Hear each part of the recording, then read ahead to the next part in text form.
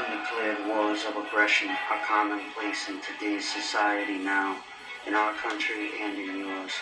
Our governments engage in preemptive strikes that result in unjust and unnecessary wars that in turn take on lives of their very own. Sadly and tragically, we become accustomed to the use of illegitimate force, the kind of force that was once outlawed by the Nuremberg trials after the Second World War. We choose not to question our authority. We choose to follow them blindly. We should stand up for our country and protect our rights. Any society that sacrifices a little liberty for additional security will deserve neither and will lose both. What if it becomes dangerous to have conversations? What if your neighbors refuse to help you when something goes wrong? What if, to protect your country, you must abolish or alter your own government? Is it better to die on your feet or to live a life on your knees? What if the time to fight for your country is now?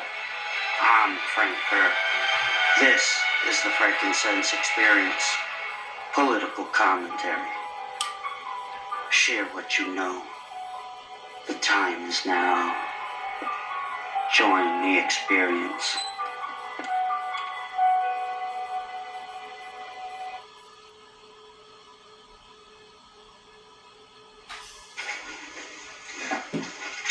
Hello, motherfuckers. How you doing? How you been? Welcome to the experience. My name is Frank. Welcome back. And where to begin? The decision has been made. How's the war going, Mr. President? Is everything going smoothly? Or do we call it a conflict? You know, so we don't disturb the markets too much, so we don't disrupt things. We should call it a conflict instead of a war. Isn't it funny how Trump likes to launch attacks on a Friday evening when the markets close? Yes, he's done this a few times. I can name 3 right now off the bat. This time in Iran, the 12-day war in Iran, and Venezuela. There's just 3 examples. I believe the financial repercussions of all this will add up to, I wouldn't be surprised that all the adding costs of all these Middle Eastern nations will come to one conclusion: our expulsion from the region. We should watch all of our treasuries and our bonds, our yields very, very closely, because once the world starts dumping our dollars, our debt, well, you're all going to see the final financial crisis I've been warning you about for years.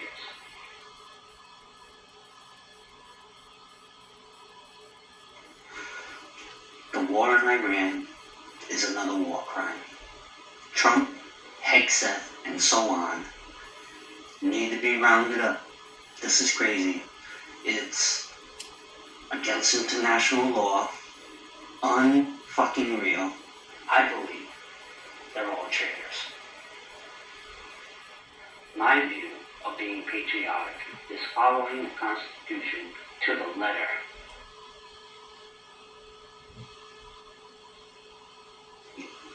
Remember how the Anti-Federalists gave us the Bill of Rights? Well, how about James Madison and what he said about tyranny? You know, back, 1787, the separation of powers and how a president who could declare a war in this country without a Congress is pretty much a king, a prince. You know where I'm getting at? We've been warned about this. We don't like this kind of shit in this country. Where the fuck is the outrage? Where the fuck are all these people standing up? All you fucking scum that you fucking cheer this shit on, want the wars. You should go to the front line. You're all fucking crazy. You fucking warmongers. You all have blood on your hands, just like Ukraine and all the other unnecessary wars. We haven't won a war since World War II. Remember the Houthis kicking us out of the Red Sea not too long ago? Iran has been waiting for this since Iraq, and they're daring you to send troops in.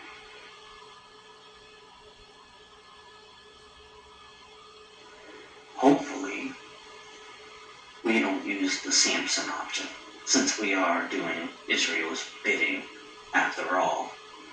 Let's talk numbers, let's talk facts. How about the PAC-3 missile of the Patriot battery system? We started making those in 2015, 100 to 300 a year, and the past few years we upped it to like 550, and we got like, a few thousand. We gave 971 of them to Ukraine. They're pretty much all gone.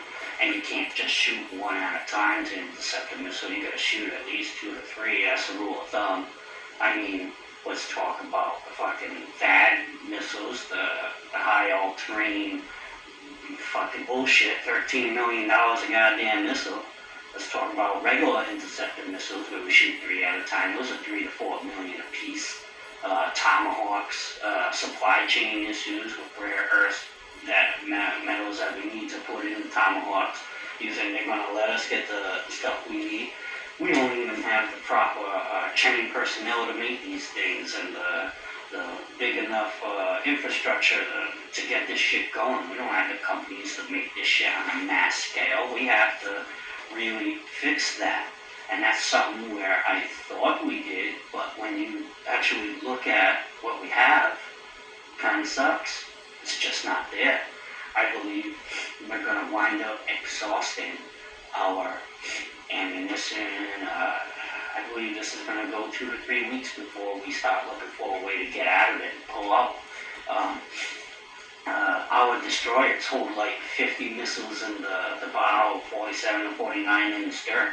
None of them can be reloaded at sea. You have to go in the port to do that, to reload them. They designed them that way. Kind of stupid if you ask me, but that's what they have to do. And where's the nearest port? Since the Strait of Hormuz is closed, it's 3 days trip away, the port of Diego Garcia, and then 3 days trip back.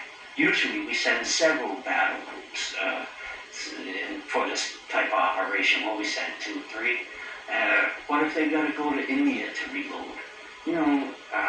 I know the military has thought this through. They know these things, but why are they pushing all this bullshit? Hey, I don't know. They got some kind of plan now.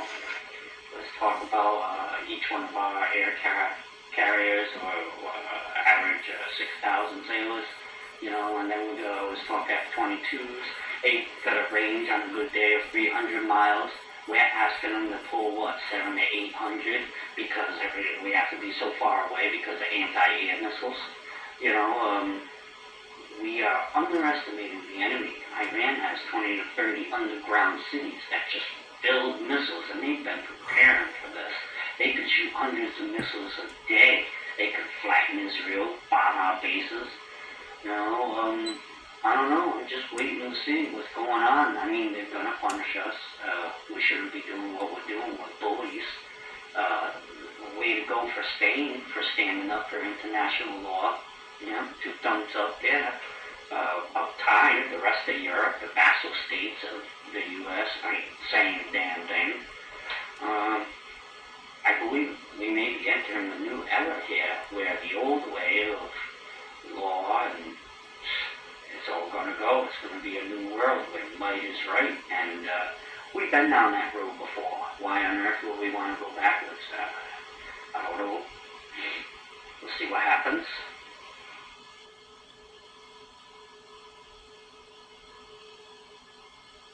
Shit. I believe I covered everything. Well, thank you for your time, and thank you for the experience. Hope to see you again.